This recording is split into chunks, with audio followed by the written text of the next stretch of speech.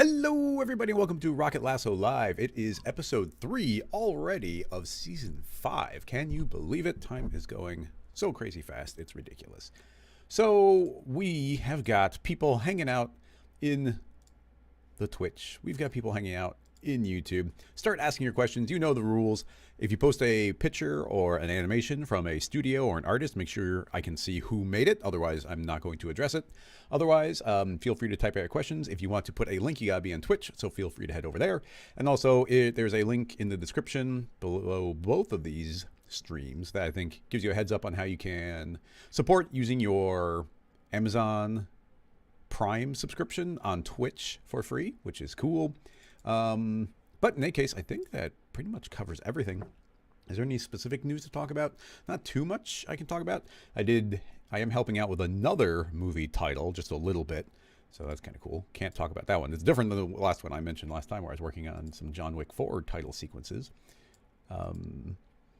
Yeah, start getting those questions together.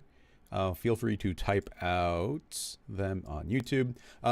And V-Ruckus mentioning that I guess there was a little bit where I did release a small tutorial on the Rocket Lasso YouTube channel. Let me pop that open. Open up a new window here. I'll switch the screen in a moment.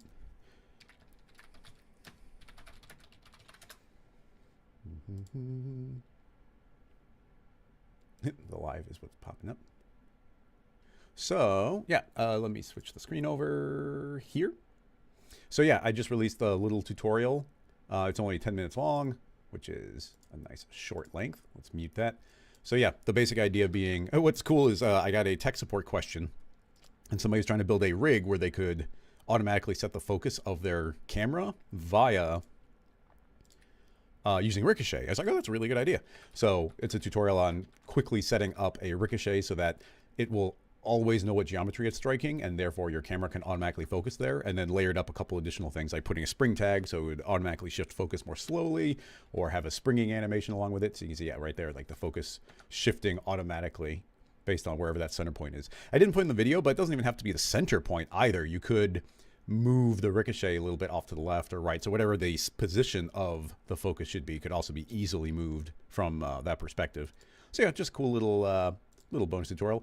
I've got so many, how should I say it? I've been trying to catch up on some of the live streams where I hadn't gotten a couple of the episodes from the end of last season edited and uploaded all the way. So I've been trying to catch up on those, and it takes so much time to watch through the video, you know, make any edits I have to, export it, put it on YouTube, put all the notes. Like, there's a lot of steps to it. It's very time consuming. So I spent like more time than I should have in the last 2 days, just trying to plow through and catch up. And I still haven't caught up all the way, but I did get like 4 episodes ready yesterday. So, but as I'm watching through them, I'm like, oh, that would make a really good tutorial. That would make a really good tutorial. And there just is not enough time in the day. So, but yeah, that pretty much covers that. Does anybody have any questions or links? We're a little short on links today. CrossFitter's asking about a pogo stick, and somebody saying, how would you fold fabric using cloth? Oh yeah, V-Ruckus, it was from last season where we stuffed a character. We were using this simulation stuff, and it's actually before they added a bunch of new simulation stuff, but we stuffed a character into a cannon and then fired it. So I think I just posted that episode again from last season, and that was a fun one. Yeah, I totally had forgotten about that one until I was editing it. Just thinking out loud, when it comes to folding, we've always got the same problem. It's a common question because a lot of people want to do that effect of folding, like paper folding or cloth folding. And the problem goes to the simulation, in real life, there's so much complex stuff happening on a physics level of like these being able to fold and then one thing folding on top of another, because each fold is more thickness than the layer below, and you need enough geometry to make that curve. Like your first fold could be like infinitely thin, where it just closes perfectly flat like a book. But your second fold has to be thick enough to account for the thickness of that first one, and it's so on and so on. So you end up needing so much additional material. So I mean, I don't think that we'll get super far, but why don't we jump in to cinema? So here we are in 2023.1.3. And let's just experiment a little bit with some of these ideas and see if there's any new stuff that we can figure out. I'll begin with just a flat plane with some subdivisions. I'll make it a little bit extra big. Actually, I'll duplicate one, scale one up a bit. That'll be our ground. And then this one will be our actual piece of cloth. I'll move the ground a little bit lower. And we're going to need probably quite a few subdivisions. So I'm going to jump to 75, which shouldn't be too crazy for what we're doing. We might need to increase it some more as well. But we'll change the look of that, just a simple different color here. So I'm going to stand that quite a bit, make it a little more pastel. Also, I'll change my preset so that we get rid of all these extra lines. And let's get a little bit of SSAO, just so that we can get some separation on objects. Now, some of the first problems come in is, well, let's get the collisions going. Simulation cloth, simulation, this one should have been the ground, should be a collider. Simulation collider. So if we have play, that'll just flop onto the ground. That's fine. But like mechanically speaking, how would we even begin the folding process? One thought would be, let's imagine we want to fold this over to the opposite corner as if we're folding a napkin. So you want a simple crease. Would we fold that over via putting some sort of pin here and trying to pull it up and move it over? Like that would have to be very meticulous. If we want to fake it a little bit more, could we take an entire piece of geometry and start bending it from one spot to the other? That might actually be the approach I take right now. So I'll duplicate the ground. We'll rotate this 45 degrees. My thought is, let's just rotate that like this, and that's going to force it to kind of flop over that direction. Let's see what happens there. So we'll just call this move 1. Now, a couple thoughts. First of all, I'll make this easy on myself by putting that into a null. So that could be keyframed easily at 0. So like I don't have all these random orientations going. So what's that axis? It is, come on, only one. It is -b. So we'll keyframe that one at the beginning. And 45 frames in, we'll have that have traveled, I don't know, 170 degrees. Did that? Okay, yeah. So that's going to flop over that direction. So we'll begin with that. So I'm thinking the cloth probably is going to need a significant amount of friction so it doesn't slide on the ground. And we're going to say the cloth is pretty bendy. We'll start with 55. I don't know if that'll be a good amount. And just because we're in the world of simulations, let me jump this over to the scene files and save this. If you are supporting our Patreon, you get access to all these scene files. So folding cloth tests. Okay. So not changing anything else. Let's hit play and just see what we get. Oh, that's weird. I thought oh, it was supposed to be negative. That's fine. We can fold it the other way. So it's going to flop over there. Okay. So now let's make that invisible and see what that does. So that's going to flop over. Okay. That's a fine first fold. You see it's a little sloppy over there. Couple details if we're trying to set up a folding animation. Well, I mean, we want to be able to bend right there, but the other part became really floppy. Like, so maybe we'd want to keyframe it differently. Maybe we just allow it to flop over there. Let's keep in mind that the thickness of this material is going to be a fairly large variable as well. Let's set that to 5 and let that fall over. And now there's a little bit of spacing between the two. That's an okay fold. So let's see if we can now fold it a second time. And this ground plane, let's make both of these pretty heavy on the friction. See if that changes anything before I move forward. Actually, more friction. That's weird. I just cranked the friction up and now it feels like it's sliding more. Why would it do that?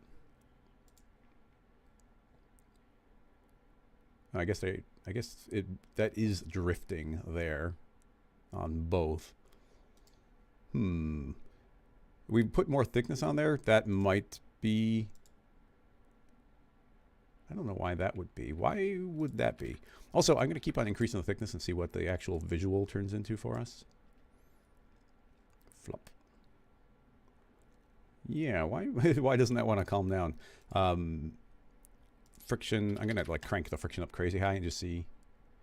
Yeah, see, it doesn't matter how much friction I put in there. It just wants to keep going. Potentially we need to increase our collision stuff and moving into simulation, simulation. We've got things like the number of collision passes, the damping, which is what's going to drain the energy out overall. It could be because the movement seems to be coming from this corner. I feel like it's like these edges are bent in such a way that they don't like being bent like that. So they're constantly trying to fight their way back to not be bent. So actually, I don't think there's a... Yeah, we got plastic deformation. So I'm wondering if we turn on plastic deformation, will that calm that down? So if they deform past a certain degree that they're like, oh, I'm broken now. But honestly, that they're still drifting. Let's turn on stretch deform as well. I thought that was changing, but no, that doesn't seem to help. I would like to, have that properly not drifting. I just increased our substeps. I mean, we get some nice looking wrinkles, but they're still moving. Zero that out. Let's add, I don't know, 5 more iterations on. See what that gives us.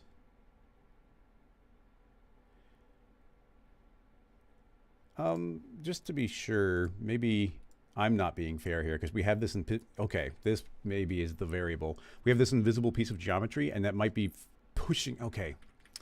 Yeah, I guess apologies to the simulation. I think we were pinching this closed, and as I kept on adding more thickness, that thickness is now pinched in the small wedge and is constantly trying to slide itself out. So that just kind of makes sense. So at frame 45, when that's finished flopping this whole thing over, we'll go back 1 frame, keyframe our enable state, and go forward a frame and turn it off. So it'll disappear. So let's go back, set our simulation settings to 0 and see what we get. Turns off now. Oop, it's suddenly pops, which I guess maybe isn't too surprising. What's the... I mean, I can do additional keyframes, but yeah, it's clearly squishing that down. Now, I did put a decent amount of thickness on this cloth. Let's pull back on that. That'll help. That little pop is funny to me. I understand why it's doing it. Like, we are physically, right here, we are starting to pinch it in a way that's essentially impossible. So I could keyframe that to move up into the air. I kind of don't want to add too many layers onto this, but I guess I'll do it. So we're going to start this at -6 and then at 45. I will have moved that up, I don't know, just some amount. So let's see if what that movement looks like now. So now it's actually moving up in the air, so it's giving it a little space. So at least it doesn't pop at the end, even though these still are flopping over a bit where the bend is happening. We might be able to get around that by making it even more bendy. Maybe, maybe not. Adding a little stretchiness on there might help as well. Maybe.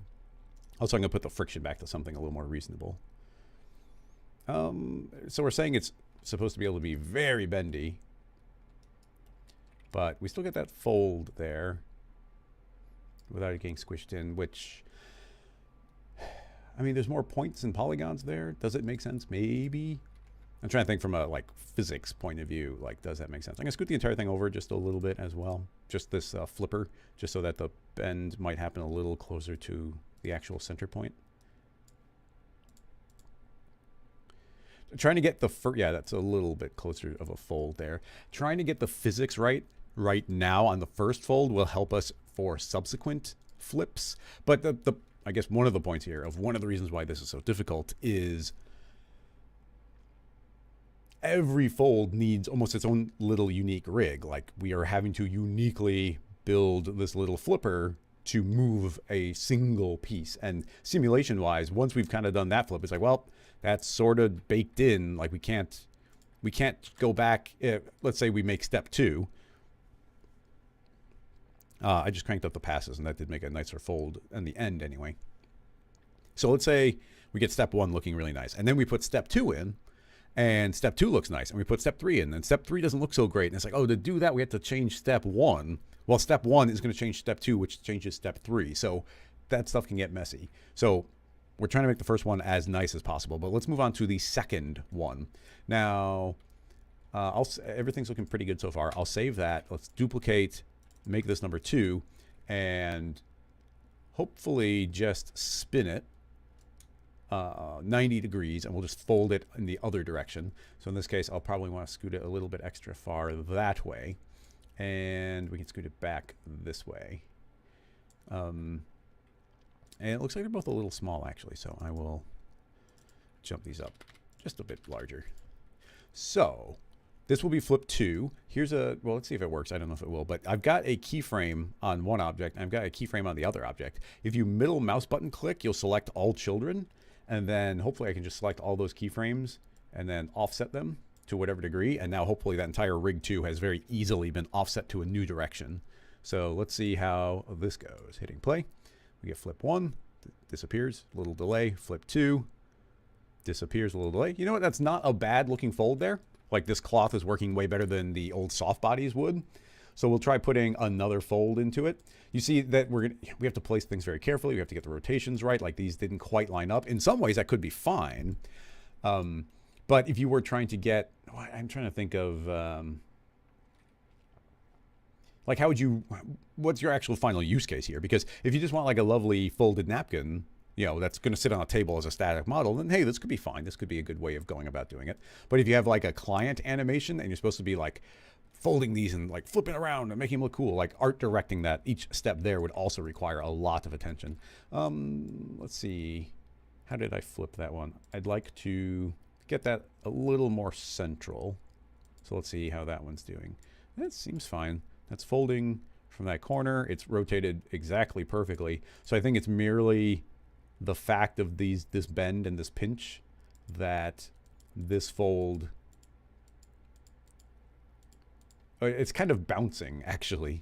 Let's try putting a little extra damping in here. I'm gonna say that we're draining a lot of energy from the scene all the time, but again, that might change the first one. It seems fine. We'll do the second one. That should drain energy, so hopefully it has less inclination to bounce. So you can see, but you know, now the first one landed a little bit differently. So everything will just, you know, continue layering up. So having done that, let's do another fold and see how that one ends up looking. So duplicate. This will be number 3, and that one will rotate 45 degrees this way, and it looks like it's kind of pivoting from the spot I want it to. So select all the children, select those keyframes, give it another little gap so we can see a window, and let's see what happens now. Hit play. Actually, I'm going to set a on this first tag, I'm going to add a render display use lines. So now we can see through those. We can see them flip, but we can see through them. So we get one flip, second flip, third fold. That one wants to be, not bad. I mean, it's another fold. It's looking pretty nice, but it's looking better than I thought it would. I'll scoot this a little bit further over. Also, that first flip, because of some of the physics I changed, I think we could probably scoot that back a little bit more. So let's see. Flip. That's a little closer. Flip. Lands pretty nicely. Little too far, but yeah. But at the same time, because we're kind of giving this extra leeway, and these bends, I feel like in a lot of ways this is behaving like a real piece of cloth would, which is pretty cool. Like we get this extra bulgy part, but you see that will flap out more in the corners. And if you were folding a real piece, I have folded a lot of napkins way back in the day. I worked at a country club, and I folded thousands of napkins. So these kind of puffing out on these outer parts is pretty good. Each one, because they are fluffing out a little bit more, I probably need to move that out on Y a little bit more than I was the one before. And you'll see that the weight of each layer is kind of squishing the one below a little bit more. But you know what? That is not a bad fold. We can try throwing one more fold at it. I think it'll be about as far as we can go. And obviously these are not like origami type folds here. These are not tiny and pinched. I'm pretty sure that just cranking up the resolution would make this turn faster. It'll be a sharper curve there, but you're always going to get a bit of a curve. So that just flipped that way. So now we need another 45 degrees, and this one will pivot. Because we built this nice clean rig, it is pretty easy to move this to a new pivot spot. So I'm going to go just shy of the corner and select the children, offset the keyframes.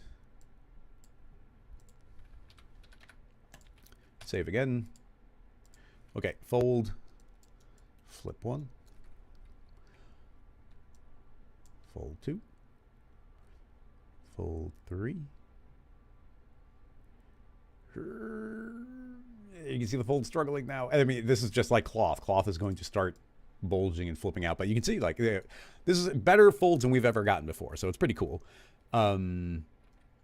Mr. Matt Dog is asking about the bevel trick to change the polygon shape. Entirely possible. The next thing I was going to do is, now that this rig is working pretty well and it's saved, and that's about as well as I could hope that would go, let's try changing the resolution of the cloth and just get more information. And then I was going to try different polygon subdivision types. So to begin with, I'm going to drop this really low, so there's very few polygons. I just want to see how different it looks. So you can see, yeah, we get a really big bulge. That's aiding my theory of the way that those will look as they go. This last fold is going to be struggling, but you know what? Not horrible. Like, it definitely has a folded vibe. So now we had 100, or we had 75 before, but let's jump it up to double that amount, which is quite a few more polygons. I expect this to go significantly slower, but let's see. Now with double, well, it's double the resolution, but 4 times as many polygons. So now we see that fold over. And now you see that, yeah, that little pinchy fold there is sharper. And the sharper those are, I think each subsequent fold is going to look sharper. It's going to have we could probably fold one more time if we wanted to. I'm probably not going to. I'm surprised, the physics of it, because we're building it in such a simple way with like heavy friction, etc. These are working better than I was expecting them to. Let's see how well I can do this one. We're definitely getting to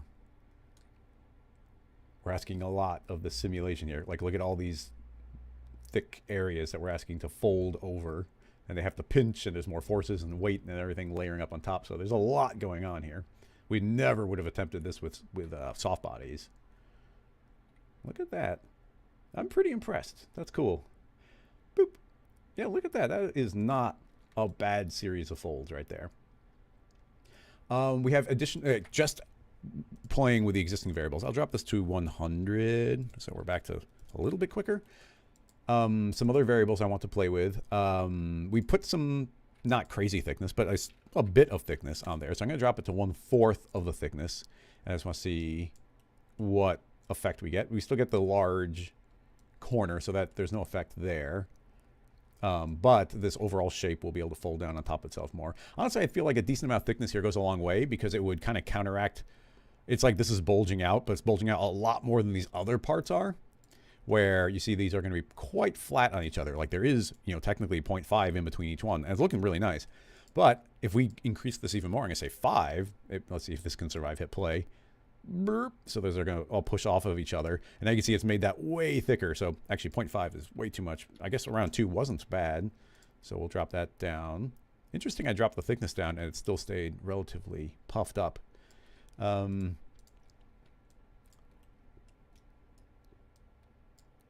see. Actually, yeah, even on this first fold. But like, is that also... Let's just see. I'm going to jump this up to 5.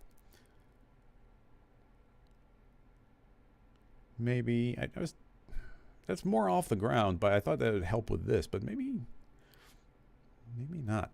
Let's just let this keep going as it is, because maybe this result is different than puffing it up after the fact. So you definitely see these layered up, and that's not bad. I like there being extra volume. There's thickness on the cloth. This is now asking a lot of it. You can see the wrinkles even starting to get integrated where, parts of the cloth are stretched or not. It feels more like a folded piece of pizza now than anything. But yeah, that's looking pretty cool. Now, other variables, I want to start getting more of an intuition for the numbers that we're dealing with. So I'm going to drop our bendiness way down. So I'm going to go down to 5. So we're jumping way down, 2 orders of magnitude. But let's see what kind of difference that gives us. So honestly, it's still folded pretty well. And the big thing you'll see is that transition is taking longer to fold over before it rounded down more quickly, where here it's a little bit more of a smooth transition, which in this case, because we have so many polygons, the bend, like any given polygon here isn't bending that much. But when you add them all together at a bendiness of 5, it's going to be quite a bit of bending.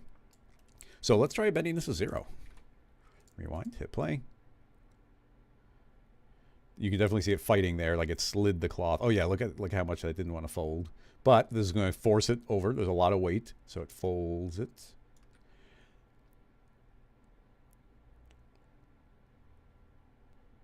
Yeah, 0 bend. Oh yeah, there's one more fold than I expect. So now you can definitely see that it's like at this point, it's like, okay, I'm resisting getting formed into the shape, but you get these nice, very rounded shapes overall. But yeah, definitely a little bend goes a long way here. Even, let's see, like, yeah, even 1 bend is enough for that to significantly take the shape on more. So, important variable there. So let's get a baseline again really quick.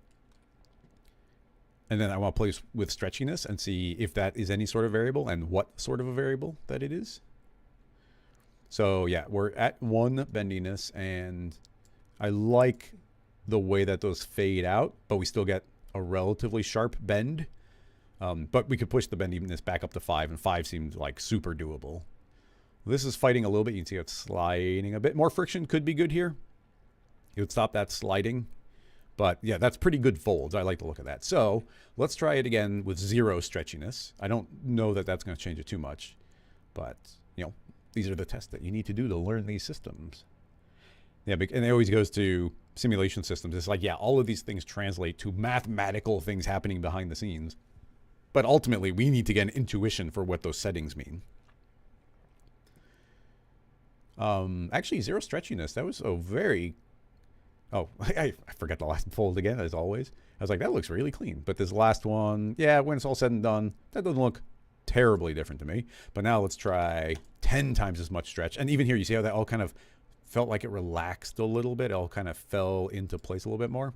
I'm also going to jump our friction up a bit higher. So the cloth on cloth folding.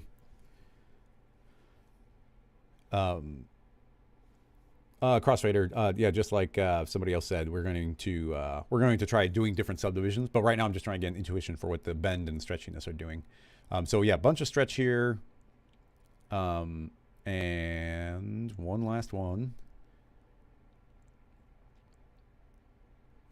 the friction, stop that from sliding a bit of the distance, not a ton.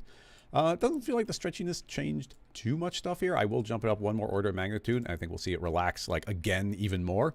That is helping those corners. I guess it does go to, we got the quad diagonals, and the quad diagonals, that's a variable.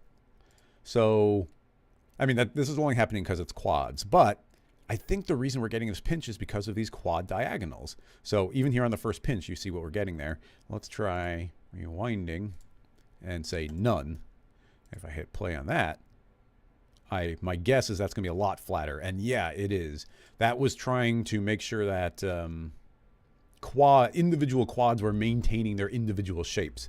And not letting them fold over. Look at these crazy pinches that we're getting just turning off those quads. So it seems like those quads could be actually really important because that looks really messy now. It's kind of like, it looks like we're folding like silly putty now. Brrr. So that looks pretty weird. But if I turn these doubles back on again, and was that because of stretchiness or was that because of the quad thing? That's why I've been trying to change these settings one at a time. So I turned double back on again. Let's see if we get that silly putty look again.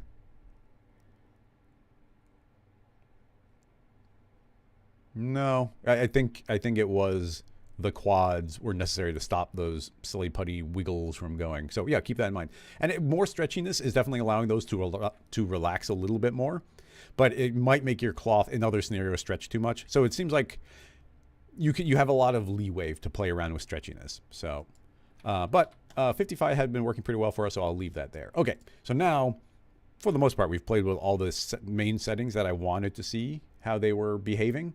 So now let's try some different mesh types. And what's cool is how parametric we'll be able to do this.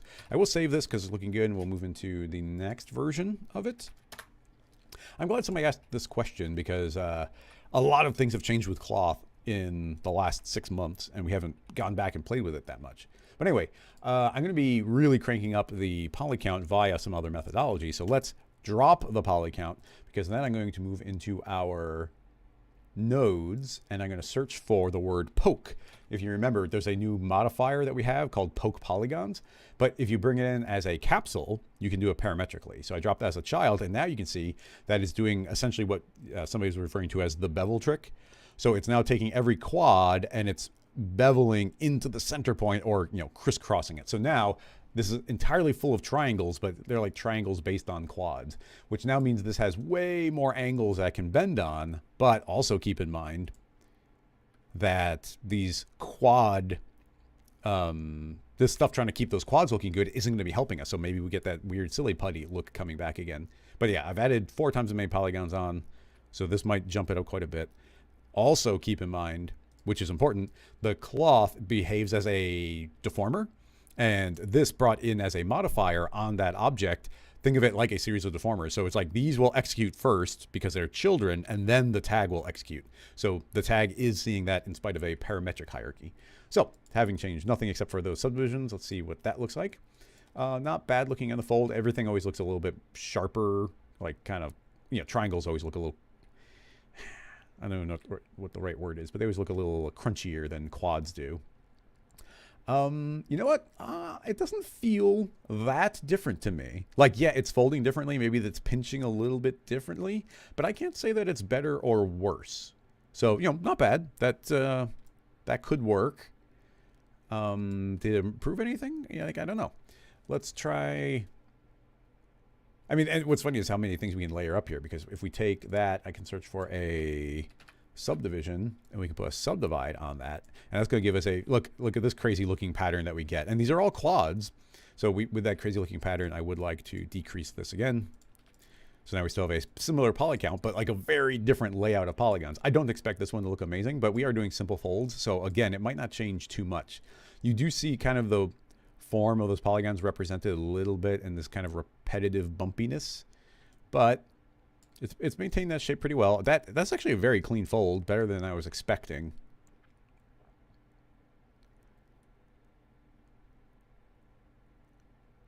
Well, very nice up to that point.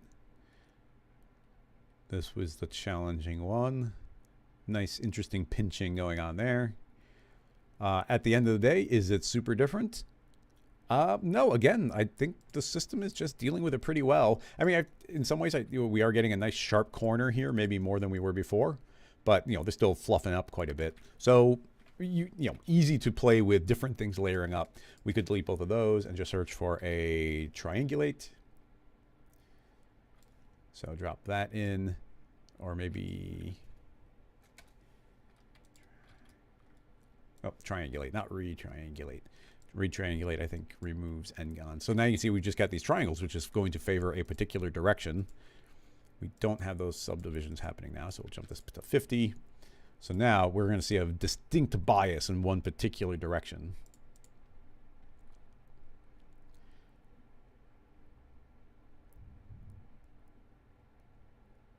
Yeah, it definitely feels, it feels, it's hard to describe. It's definitely more different this time. But yeah, I thought that we might get a more distinct look from those, but they all kind of worked pretty well. There are a lot of variables here. Let's just go back to our 100 subdivisions. There's a lot of variables to play around with here. In that, we got the friction. The thickness here is going to be playing a huge part. Let's just drop this to 0.5. Start again. And that, oh yeah, I've got very little bend, but I like that taking longer to fold over. But like less thickness here means the entire thing is going to stack up less.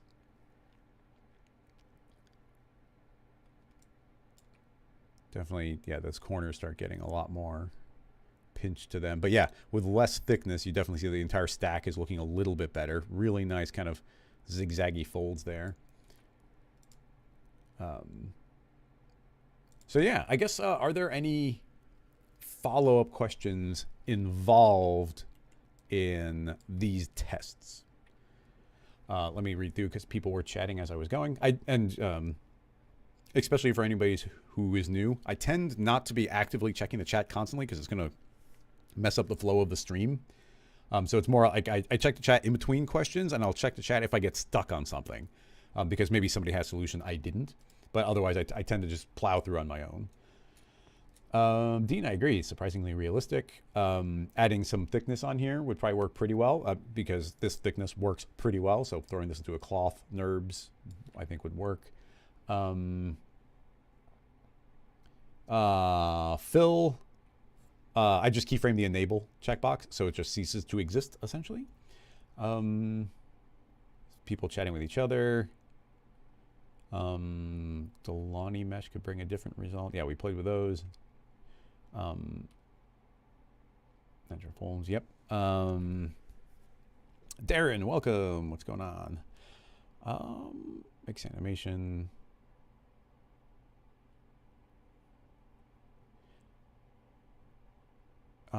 Demi was well, that's a previous question. Let me figure out this cloth stuff first, and then we'll go back to that. Could you achieve an animated? Yeah, well, Demi's asking more technical questions where it goes to, like, let's say we were trying to make this look a little bit more like more art directed, or, well, I mean, right here we are art directing, but let's say you want it to be a little bit more organic. If you remember in my videos in the, when 23, maybe it's just when R20, 2023 rather, and it's not art anymore, it's just Cinema 4D 2023 came out. There's like all those new properties with sticky and holding the original shape, and we have the mix animation and these folds. So actually, that is a good question. Why don't we see if we can, with follow shape, I don't even know if that makes sense, but let's see if we can do this in a completely different way. So I'll save this again. Let's save at 0. Seems like a good idea. So essentially, we are not going to use any of those these folding planes anymore. And the thought is, let's not run simulation on there. Let's do it with a bend. But now with the mix animation, can it see it? And I don't know. So, actually, I totally forgot when I was doing the news. Darren popping up in the chat reminded me. But tomorrow, I'll make this a more official announcement later in the stream, I guess. But I'm going to be joining Ask a Trainer Maxon's live stream. I'm going to be joining them for their live stream and talking about a bunch of the capsules that Rocket Lasso has been making. So yeah, tune in for that. Fit to parent, and I want the XYX. So I want X to be pretty dang small. So with that inside, I'm going to say I want to... Do I need to add some thickness on there? Or I guess I did the wrong axis. Yes? No? Yes, because that should have been... Oh, I forgot. I liked the old methodology of the fit to parent a little bit more because this is changing my orientation. So I think I had to click X, or I guess maybe auto works. Maybe I've been being silly there because I want it to go on Y. So if I say auto and then say fit to parent, okay, it stays on Y. So you have to turn on auto, and then it jumped to what I thought. So now Y, X, Y, so that can drop down to a small number. And then that can bend like that. So you see I'm going to fold it like that. So at 0, keyframe the strength all the way up to 45. That will now fold over.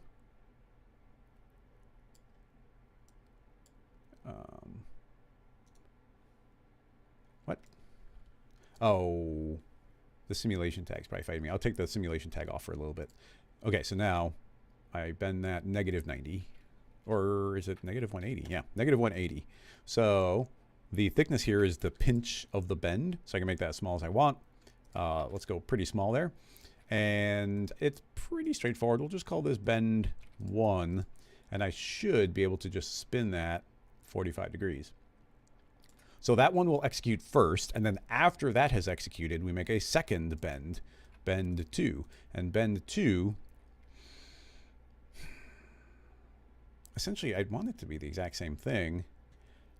I want to select its keyframes, run after the fact, and spin that again, limited with inbox. Let's see, scrub. Maybe these cloth tags being on there doesn't like it, but I might have just frozen. Oh, that's weird. I mean, if it wasn't a cloth involved, bending a plane with a bend is like the simplest, oldest operation that Cinema 4D has, and I think I froze up. But I'm assuming that the cloth is doing something somewhere, which is probably still a bug, but yeah. We didn't lose too much, so I'll just force quit. Boop. And bring it back in again.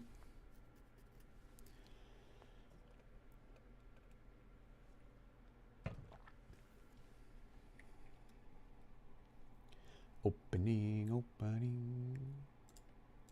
There we go. File open project C. Okay, so I shall delete those, and you know what? I'm feel confident in deleting the tag. So bend, spin, auto, fit, 5. Keyframe 45, negative 180, keyframe, save, rotate 45 degrees, bend 1, save, duplicate, bend 2, spin. There we go. I think something about the cloth was not happy. So now you see I've done a second bend. Let's offset that in time. Scrub right there. Just scrubbing here is what froze before. Now the interesting thing is like we are getting more precise folds now, but let's get a third fold going. And offset again. And spin. Really easy to set this up. So we'll spin another 45 degrees, and now as I scrub, you'll see we get another fold. Very clean, perfect intersecting folds is essentially the problem here. And then we did we do one last one there? Yeah, I think we did 4. So we'll put a fourth one in. So 4. This one has to move.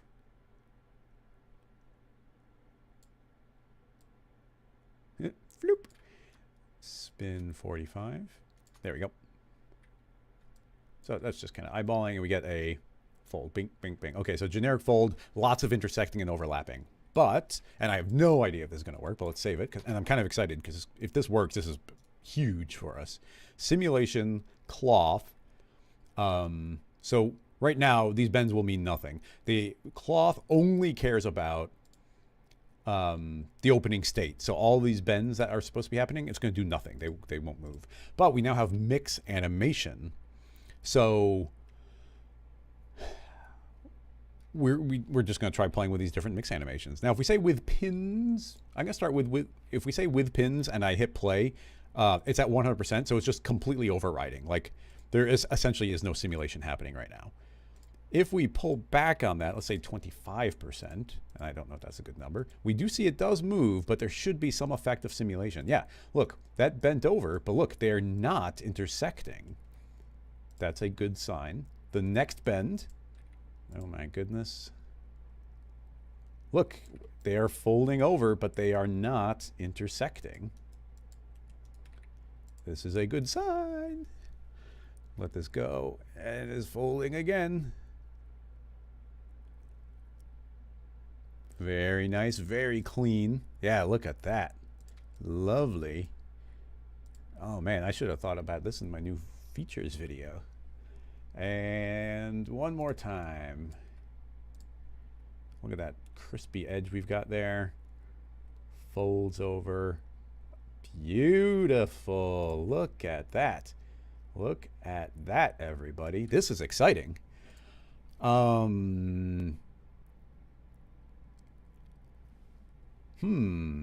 That has a lot of ramifications because it would be way easier to art direct something like this. For instance,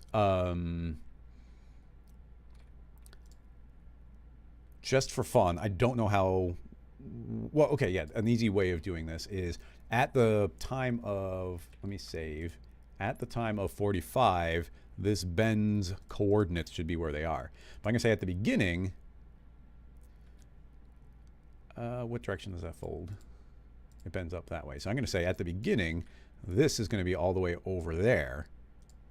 So I can keyframe that. So now the simulation wants to look at it a little bit. So now you'll see that, you see how it's folding. Like I was able to say, like, actually, no, you're bending from that corner and then slowly move more over as you go. So I was able to direct the simulation. And this maybe is silly as well, but let's say that at the end, I want that sharp, I want this very sharp angle. But if I keyframe the size and at the beginning, I say that you are, is 400 too much? No, 400 is exactly what I want. At the beginning, you're 400, so it's a big old bend. And now, as that bends, you see we get this very curvy bend, and it's slowly morphing until we finally get that sharp one. Do you see how I'm art directing all of this? And, you know, I was able to just modify that first one, but the second one, a lot of this is, we are not dependent on what's going to happen. I can freely make changes. I can art direct to that earlier part and be pretty confident that the later parts are going to work. And what's funny is, like, I had 50-50 hopes that this would work, but I didn't think it would work with pins. I thought it might work with follow position. So we got to try a couple other modes as well. But yeah, look at this third fold working very, very nicely. And now I've got a couple other variables that we want to play around with here. First of all, like, we're following with pins. Pins are very powerful. They're very kind of overridey, where they're just like, go to that position. So if I were to say, hey, you are thicker, let's say a thickness of 5, what is that going to do? Bloop. Okay, so they did all inflate a bit. And yeah, I think that did work pretty well. But look at that lovely final fold that we have. Very, very excited and pleased here. Let's feed that into a subdivision surface. Just get these nice, cleaner curves going. Looks very nice.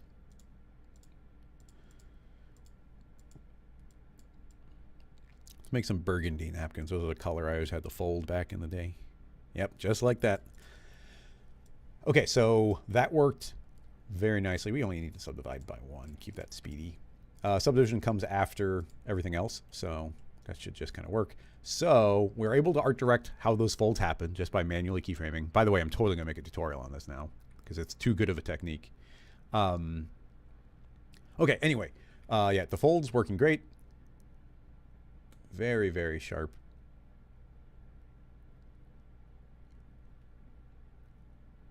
Look at that. Anyway, let's try some of these other folding, these other mix modes. So that's an influence of 25. Let's see how low we can go with that. I can say an influence of 5. I bet you, yeah, it's not enough power to make that start folding. 10, you can see 10. Oh, look, actually, even that's interesting because what I just changed the setting in such a way where it's like, I want to get there, but it had already jumped to a future state. So we couldn't just be like, oh, go from first initial state to the final folded position. We actually have to step through every fold because it's trying to follow along every step of the way. If we skip a part, you see how messy that got. Now at 10%, is that enough power to fold up? Like it's trying, but you see how it's lagging behind, but it did wrinkle up quite a bit as well, which is kind of cool. So yeah, these wrinkles kind of nice. So yeah, lesser influence. It's going to be a little less accurate because like this friction might stop it. I think these folds are not quite as nice, but seeing those wrinkles go, that's pretty cool.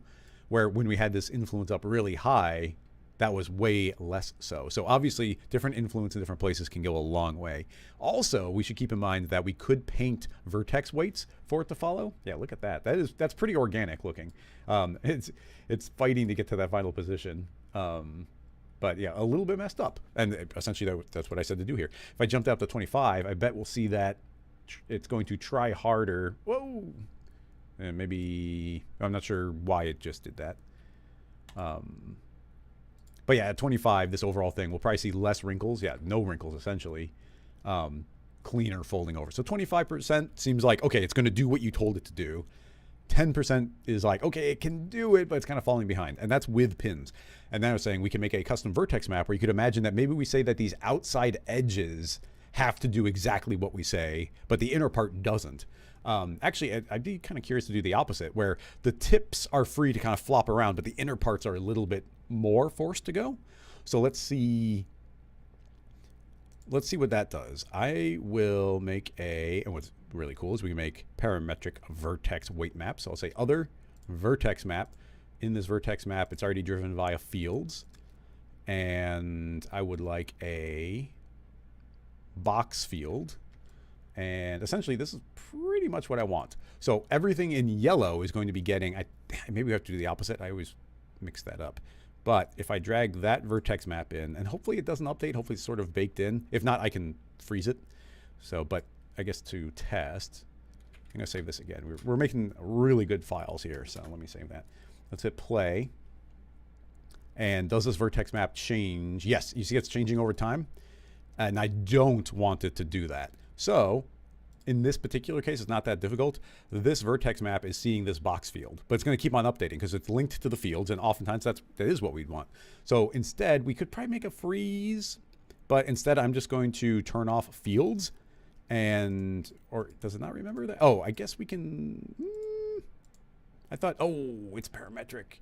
Okay, let's see if the freeze does work, because that's now seemingly what we have to do. Also, let's turn off the subdivision surface. So we're freezing. Mode none, I'm going to say freeze and hit play, and let's see if it moves through it again. And it doesn't. It now remembers why I baked in. So the freeze, we almost never use freeze as freeze, and now we are. So anyway, now you see that vertex map is getting applied. I already fed that through. So it seems to be that it is backwards, which I was half expecting. These outer edges are very much like I need to go in this particular spot. But do you see how if I deselect here, we got some lovely wrinkles on the other parts, because those parts were like, oh, I am not influenced here. So yeah, these outer parts are what's moving. So let's just see how the fold looks when we said that the inner parts are free to do whatever the heck they want. So yeah, you see how that's lagging behind, and we get this really nice curve, and you get these arcs. And yeah, all these inner parts, that right there, that is an inner part. This corner isn't trying to get anywhere in particular. So the fact that was, and this last fold, we might not even see anything on the last fold. Like, yeah, it's only gonna be like right there on that corner is the only thing that actually is influence. We'd actually need a little bit of weight on that center point. But that was actually the opposite of what I wanted. So we can go into this vertex map and say, invert. Invert my output. So we get exactly the opposite. This is now what I did want, meaning the outside is the floppy bit, and now the inside is the part moving. So you can see how that is like, okay, that tried to move, and that's just floppy. Now, we need that to go a little bit further, so I will turn off the freeze. And mostly we just need to make a smaller fall off here. Remapping inner offset larger. So now it's very much just the tip here that is able to move freely. Back into the tag, turn on the freeze, clear, freeze. I think we got to turn the update off. All right, what do we got here? Turn off the freeze, clear, clear, clear. That is not refreshing for me properly, not too hard. I just need to delete the freeze and make a new one, but it didn't want to clear or update, so that's something to keep in mind. I'll freeze it there and then invert. Okay, so now just the outer part is going to be a little bit floppy. It's kind of a harsh transition there, and you see it definitely. I mean, you can see the opposite. Now, it does seem like the opposite worked better for us. But having said that, we've got an additional setting inside of cloth, which is what is the map scale?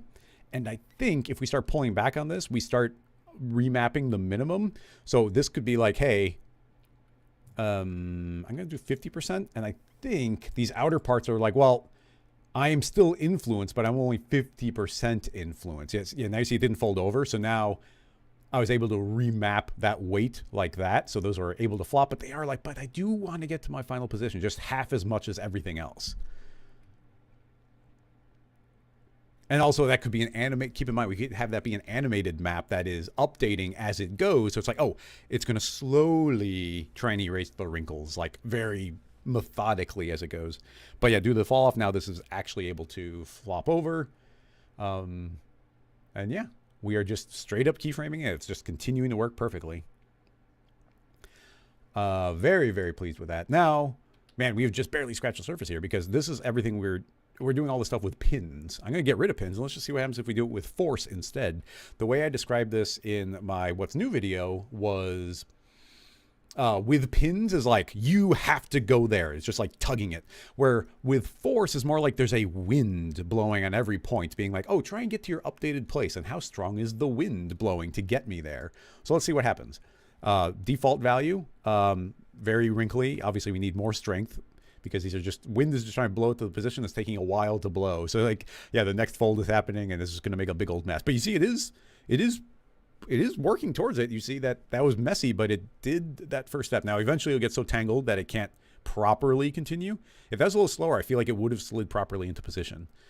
But yeah, these are all fighting. You see, it's pretty messy. So let's just do a simple double of the strength here. Start over. So at double strength, you see very wrinkly, but it was able to fold over, and all these points are blowing towards their final position. It had just about enough time to do it. Very wrinkly. Actually, that was pretty much perfect. We get these wrinkles, but then we get that final state really nicely. And that's at a strength of 2. Pretty straightforward. And a perfect fold again. Very clean with wrinkles in between. Love it. Oh my goodness. Look at this. Wow. I can't believe how easy this is. So yeah, there's the wind blowing in the final position, slowly sliding. If we crank the strength up more, I'll go, 2.5 times the strength. This is probably going to stay there way more. A little bit of implied wrinkle, but now you see that we've got, just like the influence, if we push it up really far, the wrinkles will kind of go away because it's very quickly achieving that final position.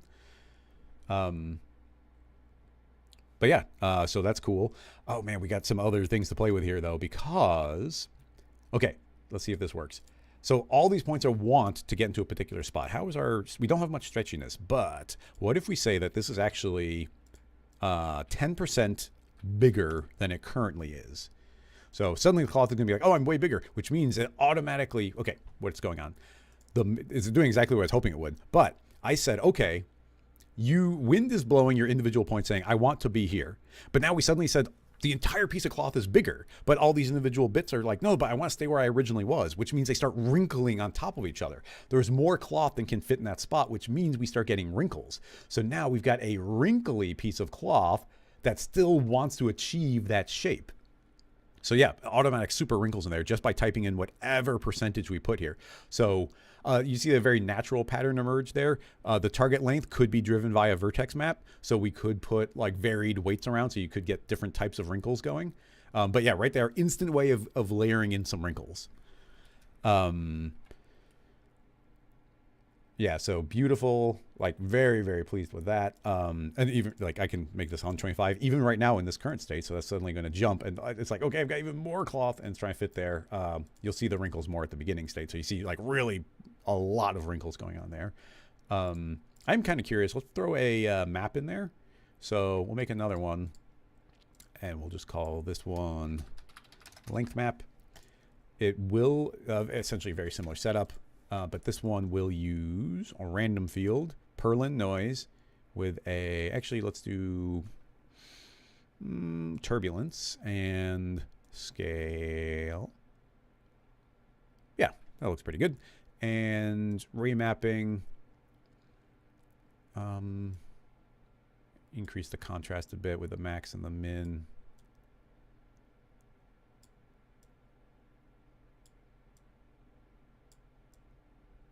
Yeah, so that becomes that map. So now if I feed that map into the length map, this might be really weird. Let's just see what happens. No, not bad. Minimum target length, let's say 125. Am I able to, oh, I can't go above 100. But if we say 75, yeah. So in theory, what's happening here is some parts are getting bigger and some parts are getting smaller. So certain parts are stretched and other parts are not stretched. I would like to explore if there are techniques to make, oh, and that's not, I wanted to also freeze. So that's not going to move. I'd like to get slightly more organic looking wrinkles there, but you know, even here you can see I was able to apply wrinkles randomly in some spots and not in others. So, you know, working in theory. But yeah, lovely art directable moving around of these parts. This is really fun. We haven't had one of these like, whoa, we just figured out an entire new technique system using the cinema tools that I haven't specifically seen anywhere. So I'm excited. Okay, what were some other things that we were exploring? Well, that is playing with the target length, building in wrinkles. I really like the way the strength is working here. We could be feeding that same vertex map in, so only parts of it are getting different parts of wind. You could even, yeah, that could have an animated vertex map fed into it. So it's like, oh, this part's trying to get there really quick and other parts can try and get there slow, but they change over time and have different mins and different maxes. A lot of different crazy things that we could do to combine this. Let's reset that to the default length, get rid of that length map. We don't need to worry about it. Or let's simplify. And I just want to see if the follow shape does anything. Because pins working great, strength working even better as far as I'm concerned, or pins force working even better. Now let's try follow shape as the last of the methods. Mathematically, like I said, this one is like, you have to go there. Wind is like, oh, I'm a wind. I'm going to try and blow you into the position that I think you should be. Follow shape is constantly updating what it thinks its own default is with, you know how I was saying, like all those bends, it's like, it only cares about what it looks like at frame 0. But now it's saying, no, I care about what I look like every update. So if I play, maybe nothing will happen. Yeah, I kind of thought that maybe nothing would happen because it's not stiff enough to be like, oh, I have to force my way to my new shape. It's just constantly updating what that shape should be. Which could work well in conjunction with one of these other ones. But visually, I don't even know if there'd be much of a difference between them. It's just now saying that it's like, oh, this is the shape I know I should be in. But how different is that? Like, maybe not much. Yeah. So I think follow shape is not the technique for this one. Get some nice wrinkles there, though. But we definitely got like a weird pinch here that we weren't before. Although I do like the way that those are clumping up. Very realistic.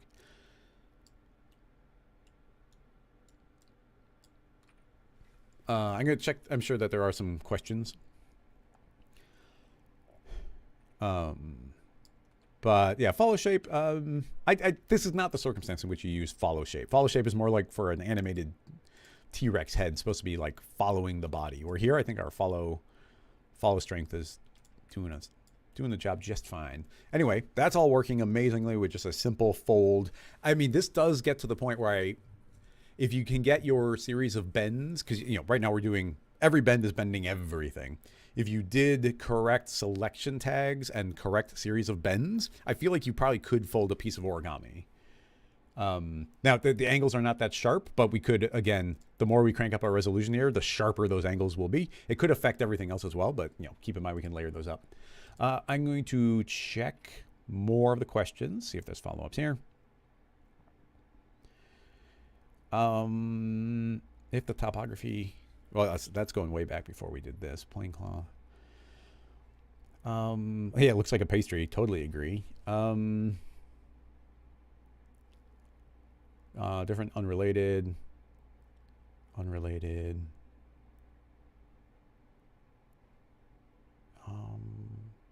See the napkin unfold with the same method. I think that's as simple as writing it in reverse, right? Is there any reason why we couldn't just run this in reverse? I'll save. Actually, let me hit play, make sure it looks good with the current settings. Do we get some wrinkles? Yeah, we get some wrinkles. So I'm going to just assume that that's looking good. Save it. Save another version. It's very rare for us to get up to E on a single concept that we're pursuing on a live stream. I mean, it's not unusual for me while working on projects, but anyway, if you grab every bend, and that's the only animation that's happening, and I grab this last keyframe. Oh, if we do this right, I should be able to grab this little handle and shrink them all down and then flip them. So now you see they're all in reverse. So, and we just kind of eyeballed the placement. I mean, they were precise before, but I don't think that's super important. So now, what's going on here?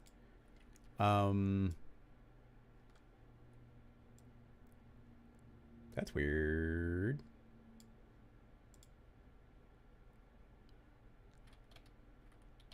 Why is it, it's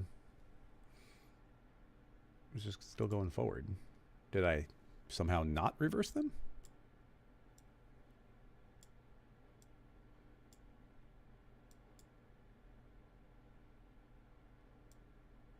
If I do that, I would think it'd have to be in reverse. Am I wrong? Why? No, they're still, they're folding forward. Maybe, undo. So,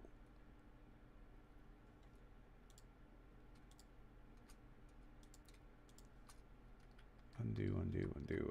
Actually, file revert, just to make sure I'm back in the proper keyframe position.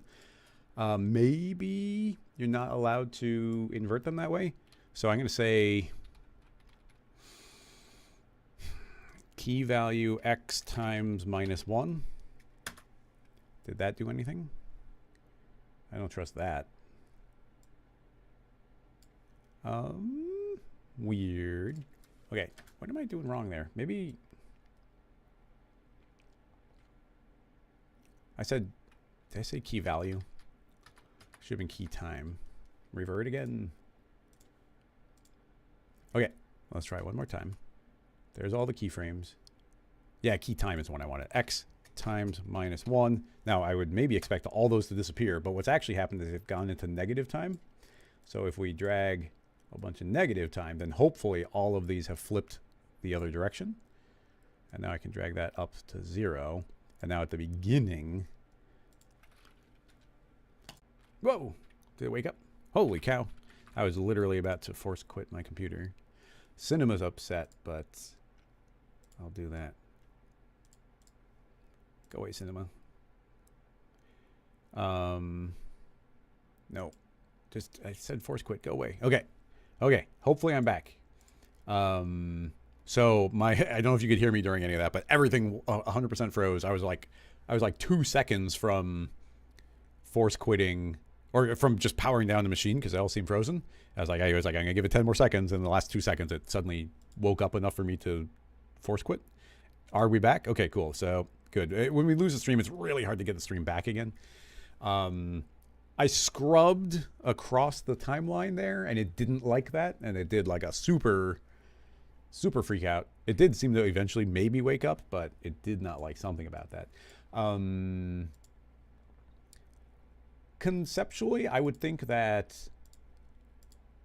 unfolding should be, I don't know why I'm having so much trouble. I'm going to delete the cloth tag just so that that's not a variable. Why am I having so much trouble getting this to go in reverse? If I just take all the keyframes of these and flip them the opposite direction, shouldn't I just get the opposite animation? I would think so. You know, I will do this. It's a bit of a cheat, but why don't we just bake it to Alembic? Because the same updating geometry should work just as well, as long as the point counts don't change, which they are not. So yeah, it's a completely different attempt, or it's a different technique entirely. But if we do export, and now we've got this piece of geometry, can we run soft bodies on it? I'm just going to try yanking it out. Okay, it doesn't let me yank it. Oh, it does let me yank it out.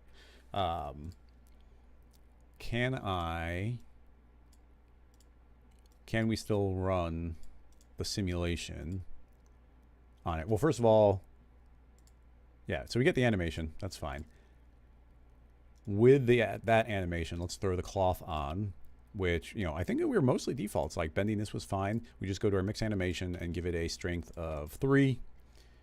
So now that should be a yeah, okay, look, it is a simulated version of it, so that's working fine.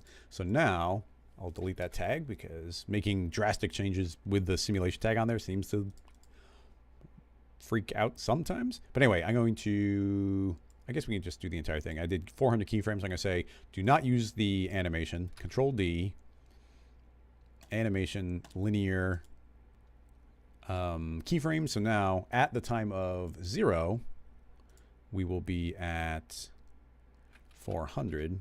And at the time of 400, we will be at 0. Honestly, it probably won't start now until, did that not keyframe? I don't think I keyframed the 400 at the beginning. Okay, yeah, so our animation isn't actually starting until right around there. So I'm going to keyframe there at that time, delete out that keyframe. Nope, don't delete the object.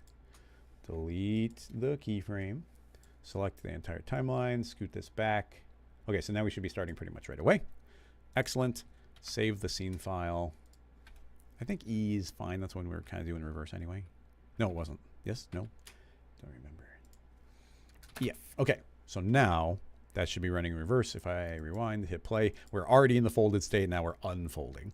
This is no different than if we properly did the bends, but now we're kind of learning two things at once, if this will work. So now we add back in a straightforward simulation cloth tag, and the only thing I'm going to turn on is with force to a strength of 2. Play. Suddenly it's cloth, so those are probably fighting each other and try to push away. Actually, there's yeah, but you might need to be a little bit more careful, or you might need to do the animation forward before you do it backward, because there was suddenly a whole bunch of polygons layered up on top of each other. And when they're perfectly layered on top of each other, half the points probably went one way and half went the other. So all the cloth system is intermingled and mixed because it got forced through, which means everything subsequently is not going to work. Having said that, let's delete that tag. Can we fake it? Or can we recover this by saying, let's say the first 50 frames, we're going to speed run the animation. So I'm going to say you're actually at frame 400, which is in theory, no, you're at frame 0.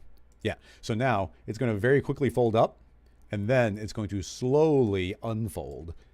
So that's currently what I have keyframed. Save simulation cloth.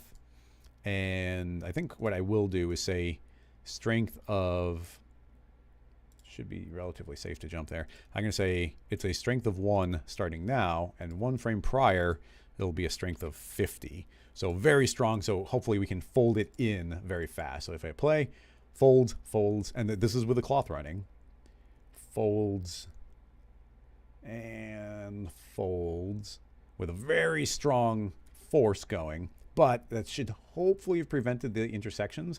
And now suddenly it's like, oh, I'm way calmer. I can unfold more naturally It looks like maybe that 50 was a little too strong because it looks like some of those intersected each other. So let's calm that down. So at the first keyframe here, strength of 50. Let's say it's a strength of 10. Okay, do it again. Is 10 enough to follow? Pretty strong. Hopefully they're not forcing each other through too much. Also, the thickness could help here. If I say, well, I guess it was at 1.5. I thought it was at 0.5 by default, but it's 1.5. But a little more thickness could make sure that these aren't intersecting each other, which it seems to be doing an okay job of. Last fold. Boom. Okay, so that's a lot of folds on top of each other. So now we're suddenly back to the normal state where it's very gently wanting to do the rewinding animation. It is alembic. They're not intersecting each other now. Did I do strength of 1? Yeah, strength. We already know strength of 1 doesn't work. Yeah, I shouldn't have keyframed that 1. That's my fault. Rewind to that and say it should actually be 2. Okay. It's gonna be a little weird, but I should be able to continue from here. Yes, no? Yeah. So there could be some weirdness there because of the way I did it. But yeah, you can now see that we've now got the unfolding animation from that state. But it seems like we wanted to first get it there before we backtrack. But if the original alembic had been stored in that folded animation, instead we didn't bake the alembic with the simulation. We baked it with just the bend. So if we had baked it originally with the simulation, and that was the initial state, that might have worked. Yeah, that might have worked. Okay, so yeah, we can do it in reverse. At least, that wasn't a perfect example, but it proves that it would work with the proper setup. The Twitch stream is dead. Oh, YouTube is working. Oh, okay. Yeah, Twitch is okay to stop and start again. So I'm going to stop Twitch. And start Twitch.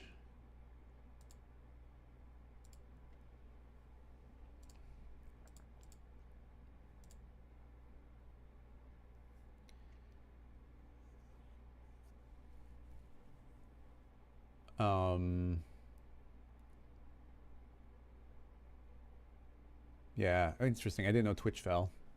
Are we back? Thanks for the heads up on YouTube, everybody, about finding out Twitch wasn't working. We back? Okay, cool. We're back. Okay, sorry. I'll just replay this last part. So, for rewinding the animation, I baked out my...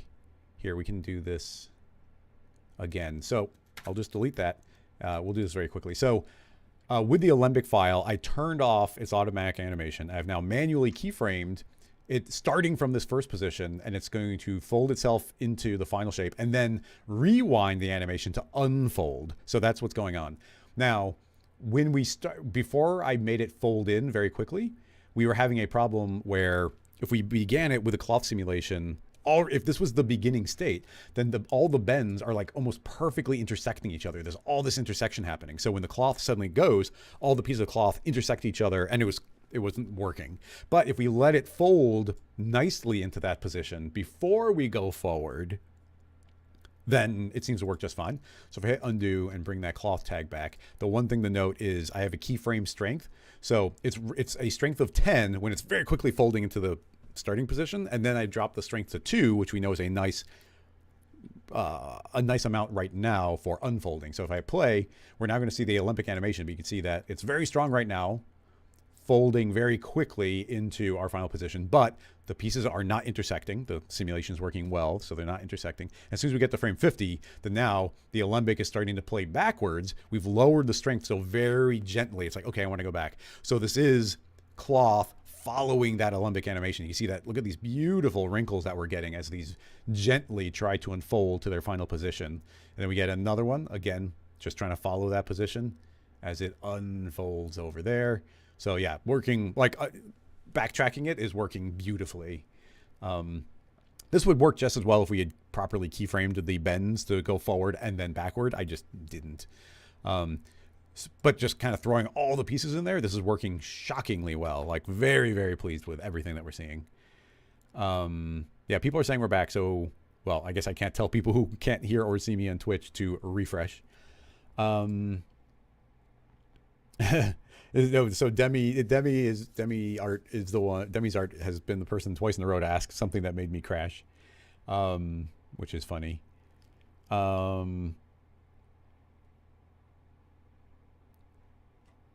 Yeah, but we are pushing Cloth in some new ways. So, you know, and I could always send some of those crashy bits of the video over to the developers. They'd be like, ooh, like we never ran into that. Anyway, I'm going to scroll back on Twitch and see. People are asking other unrelated questions. I want to see if there's any other questions on this question specific. I mean, I know we spent an hour and a half on this already, but clearly we're learning new things and tackling a question that's been asked year after year after year. And it's the first time ever that it worked. And also, I've said this before, but when we are... Every once in a while, somebody will ask a question. They'll be like, well, we've already tried this question like 3 times. But you know what? We haven't tried it in a year. Let's try it again and see if we can think of something new. So doing that here, like obviously has paid dividends. Yeah, it just barely folds. Zach was, this is way earlier, but Zach was saying uncheck use deformed points. I'm not sure what that's in regards to.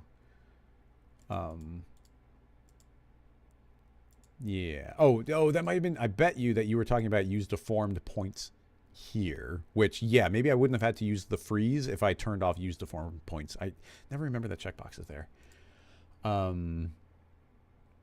Crossfader had been asking the mix animation pins. Those are essentially constraints that are connecting and influencing the simulation. Yes, exactly. You can think of it like a really strong spring constraint, but point by point, like every spring where it's putting a spring tag saying like 0.0 should trying 0.0 where it is right now in the simulation should be trying to get to where the fact of the animation where 0.0 is. It's trying to spring it smooth. It's trying to spring it to that position.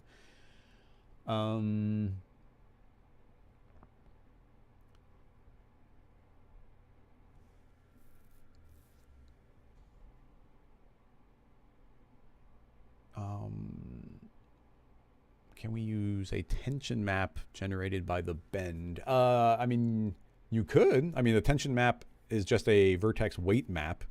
So it depends on what you wanted to do with it, but you totally could. Or I guess as a question, actually, as a question is, does that work parametrically? So if I make a new vertex map and we add a animation, where does it live? Probably under rigging as a tension tag. And if we fix the tension right now, and I say that is the fold map, and I hit play, do we see any results? I know I'm on a Alembic file, which might actually be preventing this from doing anything. Lock, select, modify. Doesn't seem to be working parametrically, but if we had something that was editable, there's a good chance that that would work, but not working in the particular setup I've got there. Good question, though. A couple new questions on Twitch. I just want to see if there's any final follow-ups on this. Nope. It seems like we've completed this topic, so I can finally jump onto a different question. Excellent question, though. Thoroughly enjoyed. 10 out of 10. Scrolling up. Somebody's asking, can we do this in 3D? So presumably it was made not in 3D. What do we got? Oh, we've got like a little Zen garden in the sand type of thing. So this is Yuki Kawe, I'm going to assume. Apologies for pronunciation. So, I mean, they're making like a particular pattern. I think the intent of your question is probably closer to a cool pattern, but the intent of your question is probably, could we do a simulation like this? Now, there's a lot of questions that modify, let me check that message. Nope. not relevant here. I keep my phone handy in case the stream goes down or something, which I think Crossfader was giving me a heads up earlier. Anyway, as with a lot of these questions, it goes to the question of how deep do we want to go on it? And in this case, it's like, oh, well, what's really happening here is a giant sand simulation. It's like, well, obviously we don't want to do a giant sand simulation. We couldn't possibly do it with that. Even with X particles cranked up, like this would take 1,000,000 years to simulate for like the setups as we currently know them. So that goes to like, well, let's not worry about it being sand. Let's more be like, oh, is it possible to make these impressions in the surface of like just some geometry? But then even within that question, there are some other details, such as you see how one line crosses over another, how it sort of erases out the old one, because so that becomes like a third different question.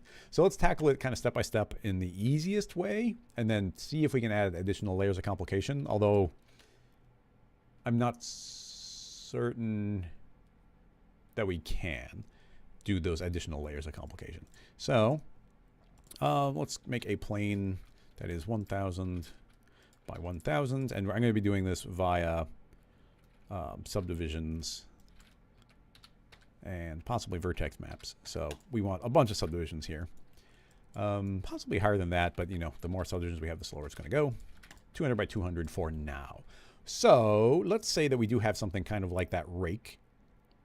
So yeah, why not make it a pretty easy piece of geometry to put together. So I'll make that, and cylinder, smaller, cloner, 1 by 3, adapt the scale, shrink those, move it up. Excellent. Okay, now I'll make a null, drop both of those pieces of geometry into the null. We'll call that the rake.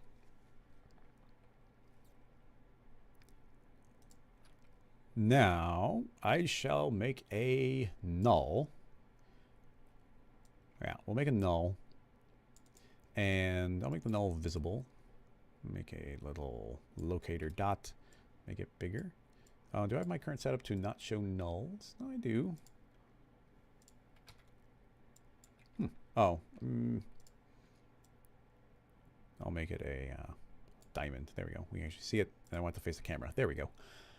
Okay, so reset, transform, and really straightforward. Really straightforward. Vibrate tag, position, and that can, do I go 500 or 1,000? I never remember.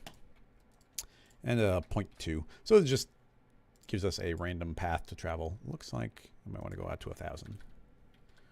Boop and boop. Okay, so now we just have a line traveling around. It's pretty quick. So we say 0.1, which maybe is too fast, maybe too slow. Give ourselves a few extra frames.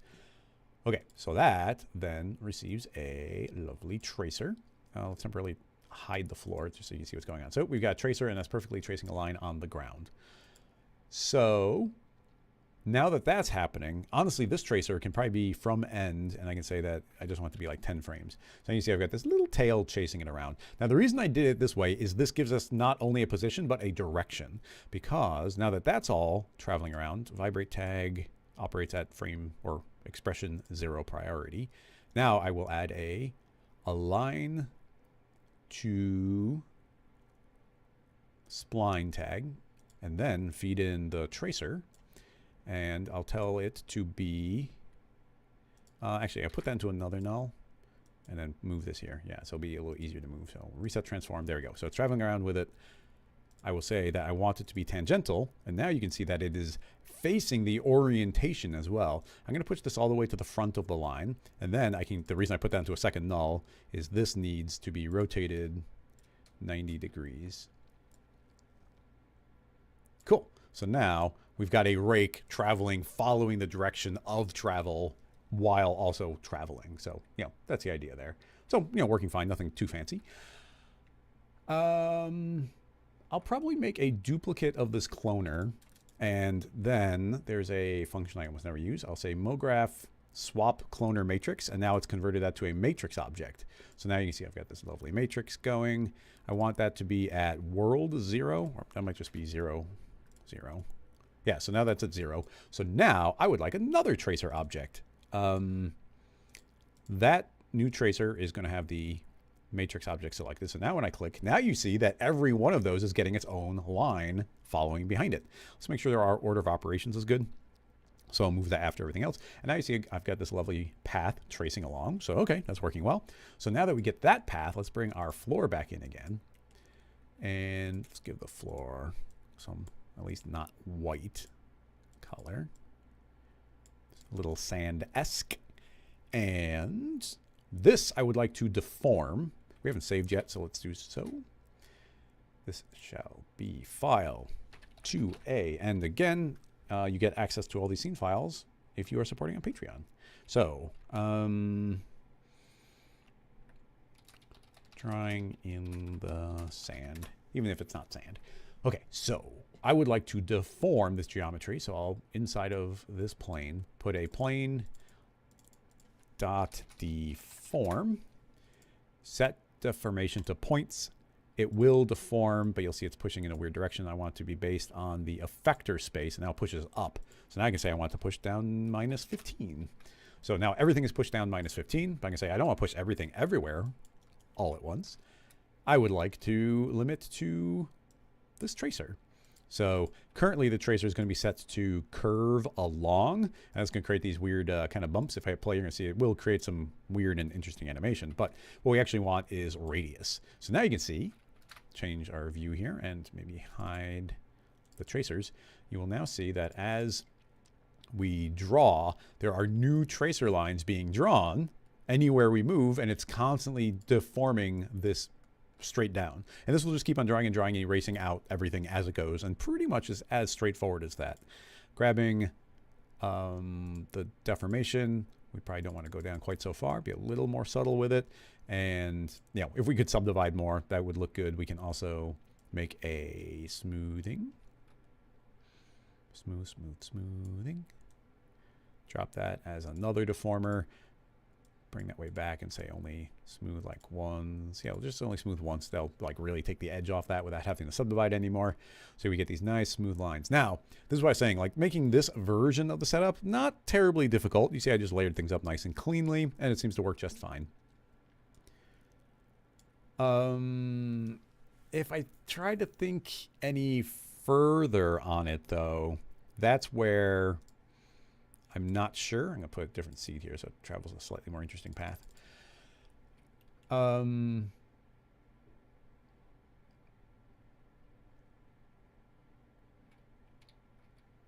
If it was to pass over another line and sort of like come back again, is there any way to do that?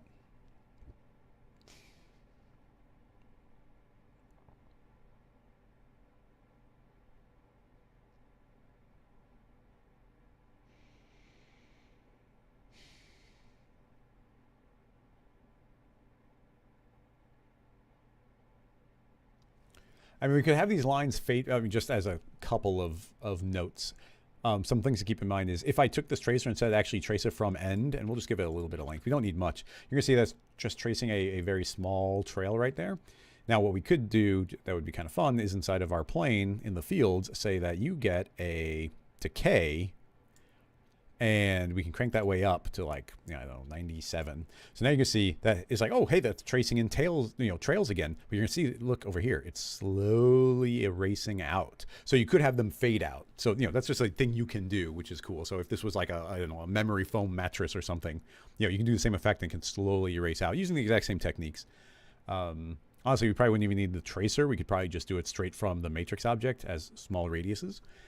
So yeah, this would fade out, and now of course if we draw over the same spot again, then it will be drawing back in again. I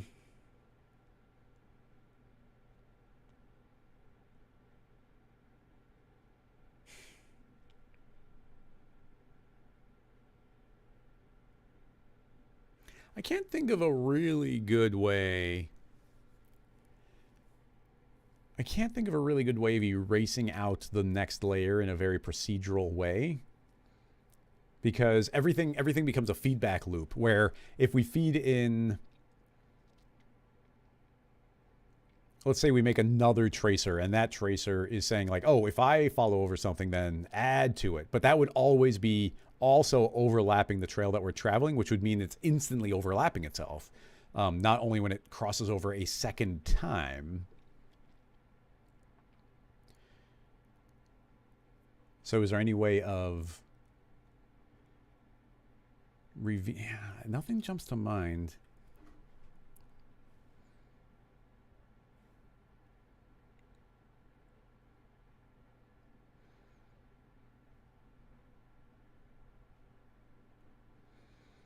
Yeah, Rob, I'm not sure.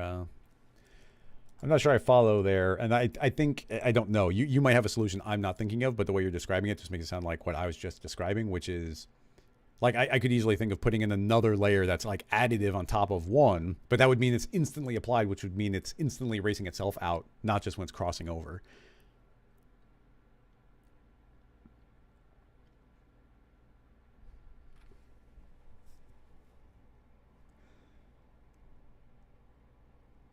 Everything would see itself.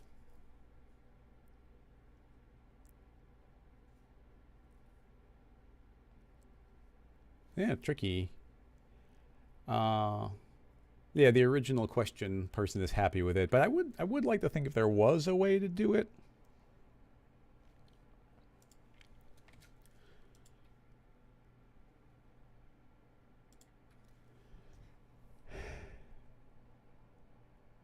Would be lovely if there was.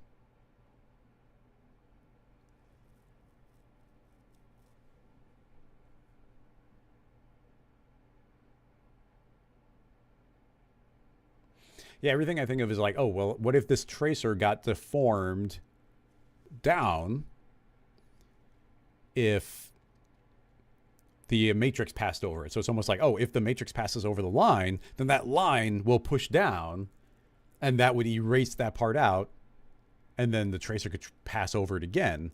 But that tracer, it would be instantly erasing itself out because it would also be intersecting when it's first created. So you get that instant feedback loop. You might need something like, could you do it on a delay where it's like, oh, this tracer would be getting chased by a matrix, which then gets another tracer. So it's like it's trailing like 10 frames behind.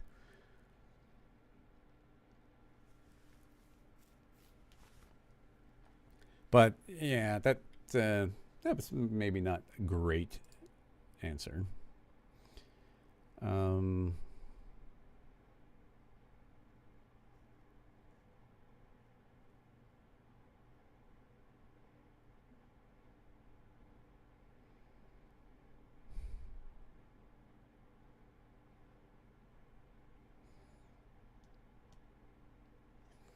Vertex maps aren't specifically needed in this J.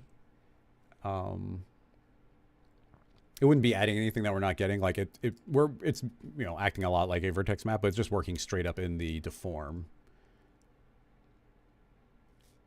It's almost like what we would need would be only intersection points. So yeah, as a way of, I suppose that's a way of visualizing the problem. And then maybe somebody could, because I see some suggestions getting thrown out there, but I think all of them are following the same issue I've already got. I think I've kind of covered. So let's just, so here's the visual. Now what we really need to make this work would be to only get, see these lovely yellow lines what we're getting. But now imagine that where one yellow line crosses another one, so it's like kind of where the center of an X would be at any given intersection, that would be the only thing we see is when one line crosses over the other line. The end result kind of looking like a series of like little dots.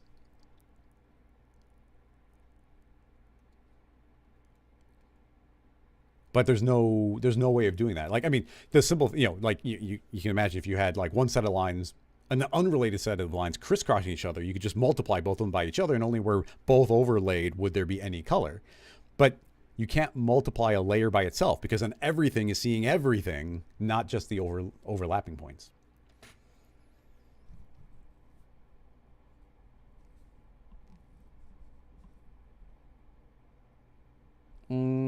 Darren is making a suggestion, which is a neat suggestion, but it doesn't solve this problem, unless I might be misunderstanding him. But if we weakened it, if we made this an additive thing, we could be passing over itself, and it could get deeper and deeper and deeper. But I'm not worried about deeper and deeper and deeper in the setup. It's more about, like, given the visual, it's that it pushes some of the sand and it kind of brings some of that other line back again, not making it deeper.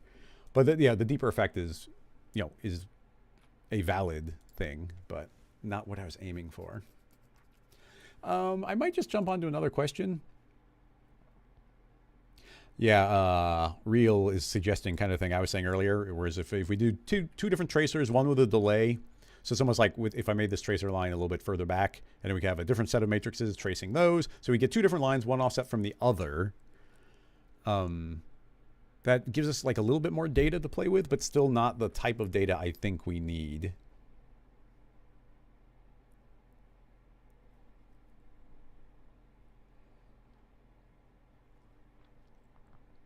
And there's a lot of fakes I can think of where, we're doing tracer. I guess this would be more the vertex map. Like, we're using a tracer, but if let's say we made some matrices, we moved it in front, and we said that those are subtractive, and those would be erasing out anything. But if it spun badly, if it turned too quickly, that would erase out things that it shouldn't erase out.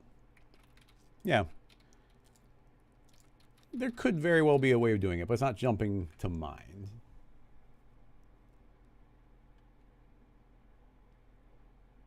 A lot of people are throwing out suggestions, and which I appreciate. And if somebody makes an example file, I would love to check it out on Slack later off stream. But I think all the suggestions are not taking into account the limitations I'm describing. So yeah, I'm not going to the ones that don't jump out as a solution to me, I'm not going to tackle. But I appreciate everybody throwing ideas out. But Zaladek is asking about this. Is it possible to create a procedural animation of a growing mushroom in cinema like in this tutorial? Let's see. Mute. I've muted the tab. There's an advertisement playing right now, so give me a moment for that to finish.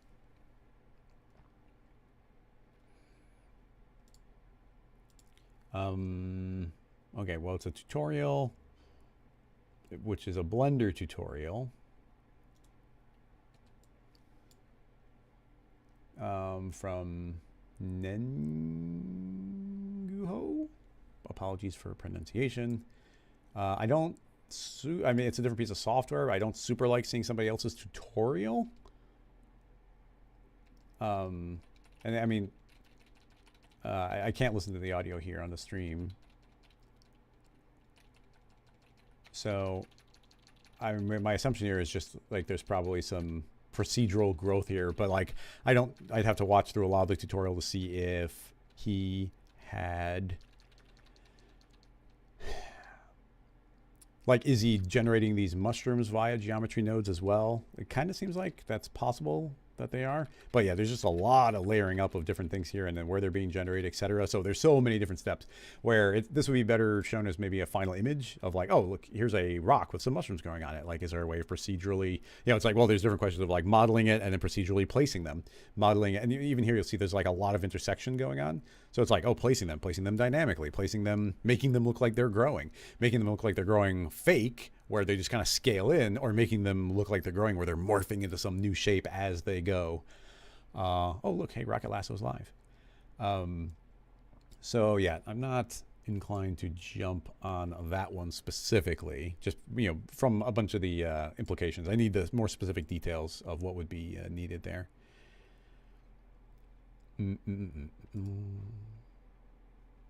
Scrolling.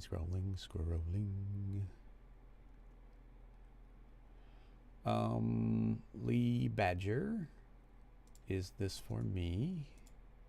Oh, no, that was not for me. That was linking the Twitch people to the YouTube version of the stream. Tobias mentioning that everybody should join the Slack channel, which of course you should join the Slack channel. I'll put the link also on YouTube here. That's the Rocket Lasso Slack channel. And then Crossfader had a question a little bit earlier. Muting the tab. I wonder if this is, oh, this is from Fa and then YR. Definitely, Crossfader, you have a distinct style of question that you ask, or a distinct style of the type of people you like to follow on Instagram.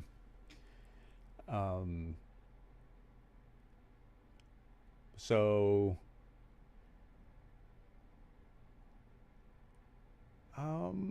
it's cool. I like it. What?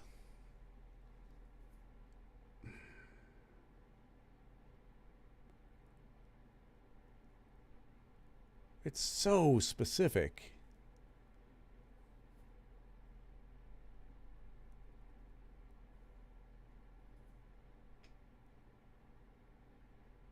Like, okay, so clearly, well, I mean, at least there's a lot of implied rope simulation going on.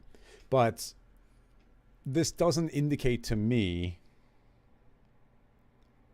if the rope is pulling the shape or if the shape is pulling the rope. Like, these could just be three objects that are oscillating from like a formula effector, and then there's some ropes that are just responding to the way that they're moving. Like, that could totally just be that could totally be what's going on. But then if those are rotating to move the object, like, is that adding much to the setup on like a technical level?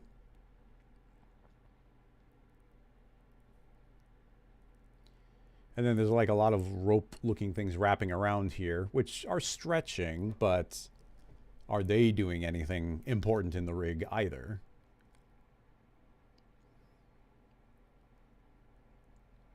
So yeah, big question here, is the simulation driving more simulation, or is there motion, is there like MoGraph driving a simulation? So those have become very different questions and very different approaches.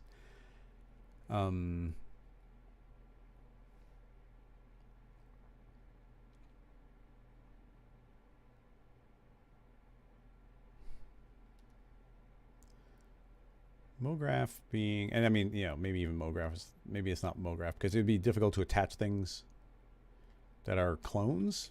Is that even possible?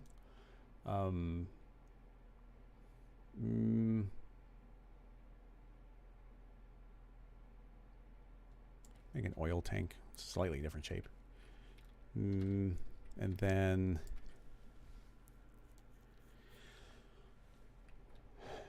if that was in the cloner, is there any way of attaching something to it? That's my first question.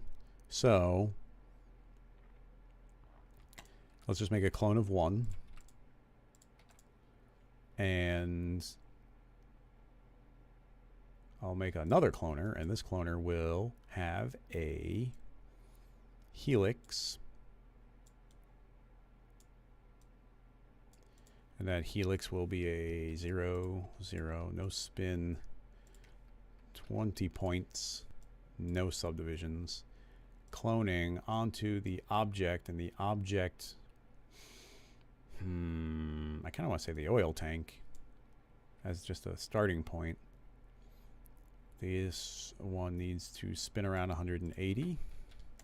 And now we have random points on the surface. Instead, we could say clone onto vertexes. So now there's one line for every vertex on the entire shape. So my question then goes to, let's save this. 3A, ropes on MoGraph. So if I say that this is, can you do colliders? I don't know. So first we'll say that's a collider. This is a simulation rope. And that simulation rope gets connectors. It's going to connect to other objects. I will turn on live update, and they have no distance from it. So those should automatically connect if it's working. It's hard to be sure, so I will give this a bit of an offset. So they're 1 unit off. So now if I say this connection is saying, hey, if you're within 2, you'll connect, and it should be automatically connecting. But you see that there isn't a connection, in spite of the live update making me think that those can't connect to a MoGraph object. Now, if that's a MoGraph object in a connect object, can that connect? No, but maybe those never could connect to a collider, and maybe this needed to be a soft body. So if I say, hey, you're a cloth actually, and now I select this connector and say, hey, connect. Now they do connect. So yeah, that needed to be cloth. Now the cloth will fall out of the scene, but if I say mix animation with pins, now that should be stuck where it is, not moving. So it should be relatively safe to hit play. Okay. Connectors? Did you... Okay, those had to be a little bit bigger. Okay, so those should be connected in theory. Hit play. Yes, indeed, they are connected. So, okay, so it is possible to have something in a cloner and connect, but is it possible for that thing to be moving given the current scenario? Random effector. Rotation, not position, 90, 90, 90. Noise based, and it's not going to be connected right now, but if I play, we see that. Oh, it's interesting. Those are still technically connected to that original position.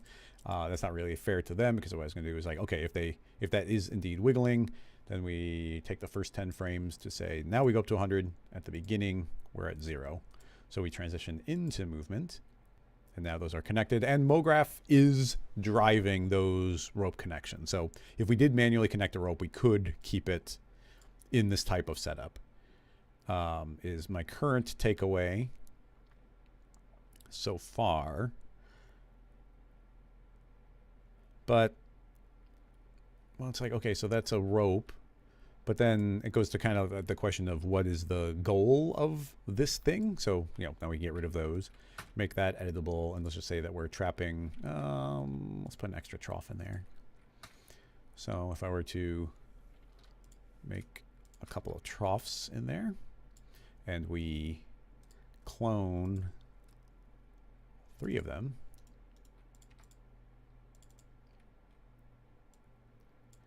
so now each of those should be independently wiggling around doing their own thing. Probably need a little less wiggle at a little less speed.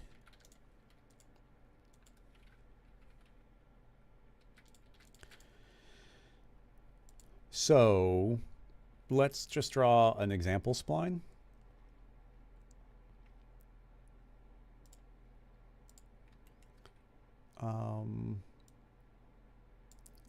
So if we were arcing around, how careful do I need to be here? I don't think I need to be that careful, but I'll be kind of careful. So we'll say that that goes up there, arcs around, goes there.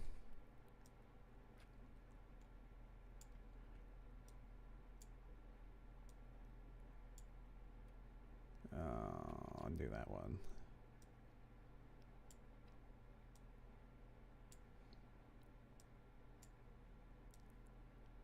Being a little bit meticulous with this one, but we'll get an arc, and then that should close it out. Okay, so we've got one basic kind of rope crisscrossing itself.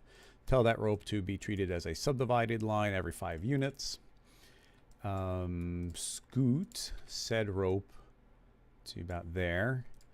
I'll feed that into a sweep. Radius of 2, radius of 5. Rope simulation. Radius of 5. Save.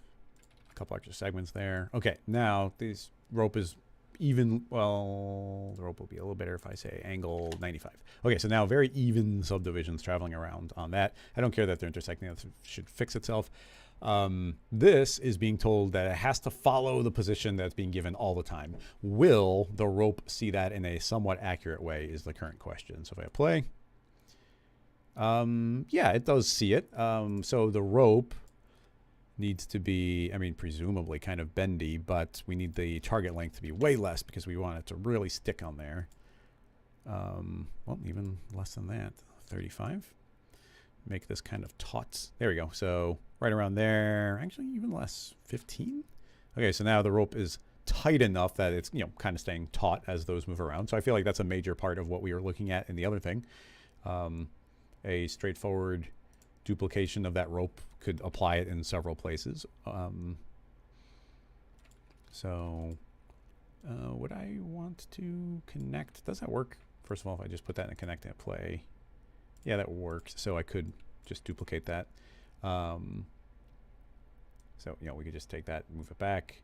Potentially, you know, you could even take both those, duplicate. Now they're going to be mostly overlapping themselves. If we have play, there should be kind of double lines that get a little bit tangled up with each other. Yeah, which is pretty much exactly what I wanted. You see they're kind of just crisscrossing each other randomly, but, you know, it's kind of implying a little bit more like they're stuck and traveling through the entire thing. And yeah, I mean, a lot of the rest of it just goes to, this is MoGraph driven. So, you know, we could have the, this animation will go on forever and hit play and they'll keep on going. We make these ropes more taut. We could, you know, make more ropes in more different ways, like make a connection there and just make it pretty taut. So it's always going to be pulling back here. I think all of it just kind of follows from there. Is there any more to that question? Make these all a little bit tighter. I think could look nice. These troughs might need to be stuck a little bit more. The friction of everything could be a variable. Potentially pinning certain things to other things could be a variable. I mean, it's nice to know that the simulation, that the ropes are seeing a MoGraph object, and our ability to treat a soft body essentially as a rigid body by saying, hey, pin, 100% pin, you have to go where the MoGraph is saying you are. Like, that's a pretty good tool to have. Yeah, totally. Get a little position going on here as well. Stretch, stretch. I wouldn't be surprised if some of these ropes escape eventually, but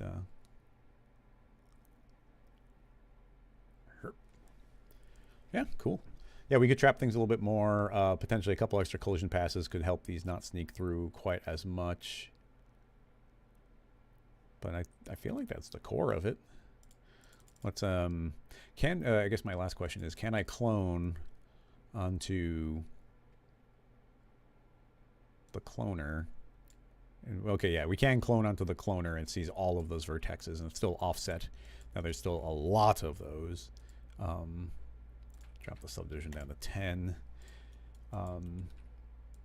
That, I think, can be fed into a connect, which can be fed into a copy of our sweep. And radius of 3.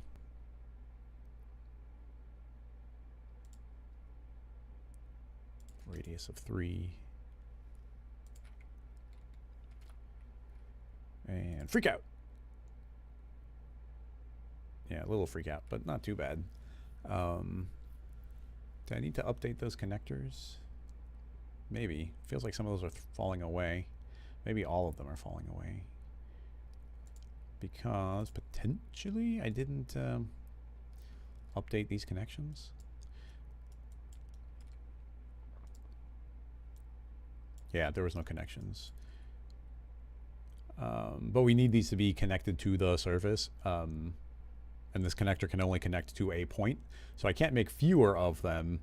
I mean, I suppose I could set this to be based on the surface, but now they are going to be arbitrarily on the surface in different places. So it could work, but I'll have to crank up the search radius way higher so that they do find something to connect to.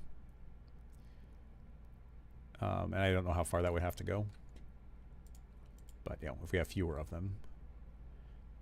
Yeah, some of them were close enough to make a connection. Some of them were not. But, you know, those ones that were can get connected properly. Yeah, any follow-ups on that?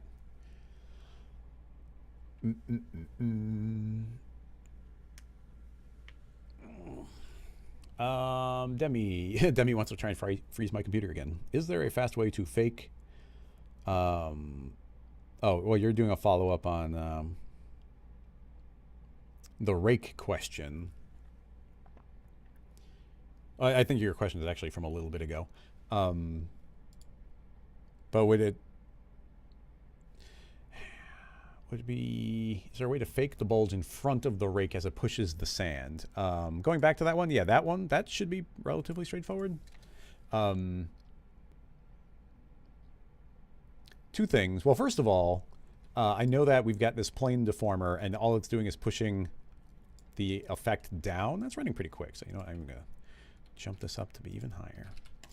But I think if we take this radius, I'm going to take the field. It's taking this input. I'm going to make it a little bit bigger. So, you know, that's a bigger radius. And then I will remap it. Remapping. What's the right way to do this? I guess I could just fake it. If I just put a curve in here, and I could put an extra point in there and move that down a bit if there's enough polygons. Is that doing it all what I want it to? Kind of feels like it's not, but I might just not have the resolution for it.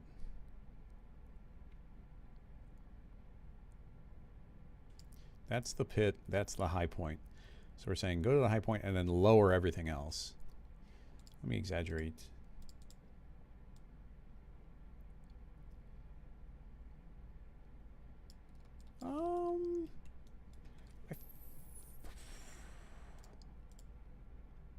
I would think that that would be working.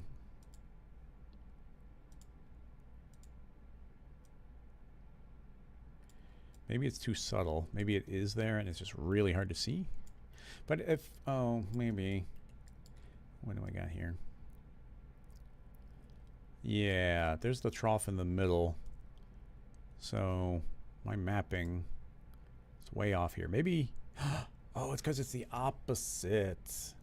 So I actually want this. That's, okay, sorry, that's what I want to do. But I forgot we're pushing down, so everything's inverted.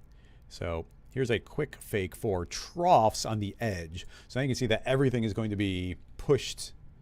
Well, we're pushing down. Everything's pushed down a little bit, but now as the sand goes through, it's also going to be kind of pushing the edges up just a little bit. So it's kind of an additional effect you can do. I've exaggerated it here, but as this runs through, you see that we get this kind of cool pushing up effect. Now, that's not going to fill anything in for us, but it does do a little push up effect. And then in addition to that, if we wanted to get a little bit more of a sand push up at the front, I don't think that would be too difficult. We got several options. A generic one would just be, I think, making a copy of this cloner, and then now I can independently move this. It might not need to make a copy, but I can just make a duplicate of that, and in our, I guess we can just make a second deformer. Do I want to do that? Because we can push in both directions. That's a remap. We could push negative. This is already remapping 0 to 100. Do I want to do that? A thought had been if we do a remap. Does the remap work the way I think? No, remap isn't quite, it's never quite what I think it is. Range map, that's what I want. So currently we're going from 0 to 100, but I'm going to say we're actually going from, do I want to go negative 100? I think we want to go negative 100, which is going to, and then say unclamp. So now it can push up and push down simultaneously by being unclamped. So yeah, so the pit is now 100 lower than default, and then the high point is now 100 higher than default. So that's fine. But then, is that even what I want to do? That's not, well, it's cool that you can do that, I guess, is one point. But I could probably just leave that unclamped and add. So if I just drag those MoGraph matrix points in as points, you see we get these little dots right here. And if I say that those dots have whatever radius, I can make that larger, but then go to my remapping. What do I want? I want remapping. That's the strength, but I could say that the strength. Can I go negative? Yeah, so now I can make bumps pushing upward. And then we've got the radius. So we can do whatever we want there. And I can say that should add, possibly, oh yeah, so now I'm adding to the effect. And just pull back on the strength here. And I can see I get these nice raised areas that are in front of the track. And, you know, we could manipulate this in so many different ways. This could be a very short tracer, so there's a little bit more of a fall off on them. But now, yeah, now we get like a nice little raised area that's traveling up in front. They kind of sink as they go back down, just as we move out of that radius. But, you know, it does the effect pretty well. And I do like these bumps pushed up on the edge because that does actually happen. And right now, the overall deformer is still, you know, I have that over cranked right now, so we can pull that back in the realm of the reasonable. And yeah. So, yeah, it's layering up stuff like that's pretty straightforward. Whee! Yeah, I'll save that as another iteration of that.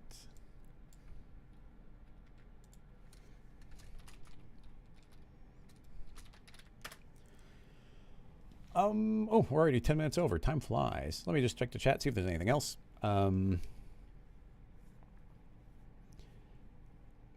Let's see. Yeah, I agree.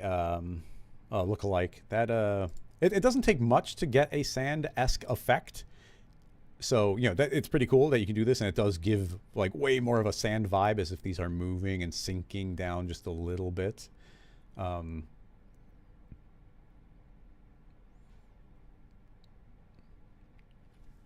Yeah. There's more we could do there. I think there was back in the day we were doing some of the bonus streams, and we were doing this, and we applied a really high-res sand texture onto the plane on a similar idea. And it even holds up pretty well if you just put a texture on here. Like, obviously we're not doing sand grain simulation, but you can fake it pretty well as long as you're not like super duper crazy close up. You can fake the effect really well of making this look like it's actually sand. So yeah, pretty cool along those lines. I don't think there's any more follow-ups on that specifically. I guess I will pull up what's a window we had. Okay, so we got here. So you can head on over to rocketlasso.com. And once you get to the home page, if you want to support Rocket Lasso, you can pick up the Rocket Utility Splines, an awesome tool that we just came out with. But you can click on this community tab, and that will bring you to the community page, and you can join the Slack channel, where pretty much the same people you're hanging out with in the chat on YouTube and on Twitch are hanging out in the Slack channel. So I'll put that link in one last time. Thank you so much, Tobias, for reminding me. I would not remember to put it in here myself if you weren't keeping that going in the chat. But I think that will wrap this one up. Thank you so much, everybody, for coming and hanging out and asking questions as always. That was really the first hour and a half, like getting that folding working is amazing. That was super fun. Like, I could do a whole presentation just on that. And I will be speaking at NAB for Maxon. I think NAB is about in a month. So I'm still trying to figure out what the topic is. So maybe it could be folding cloth. I don't know. But that's going to wrap this up. Thank you so much, everybody. I appreciate you hanging out and asking questions and trying to help out there. If anybody did have a follow-up to any of those projects, like the sand idea and people having ideas of crisscrossing, like if you go on the Slack channel and you put that in like the main render lounge, just to be like, hey, like at me as well if you do post it there, because I'd love to see somebody else's take on it, because logically I couldn't think of a clean way of doing that, but there very well could be. Anyway, that should do it. I guess I'll wrap this up and say goodbye and see everybody. Well, tomorrow on the Ask the Trainer, the official Maxon trainer stream, I'll be there. And if not there, then I'll see you next week on the next episode 4 of Rocket Lasso Live. So that'll do it. I'll see you next time. Bye-bye, everybody.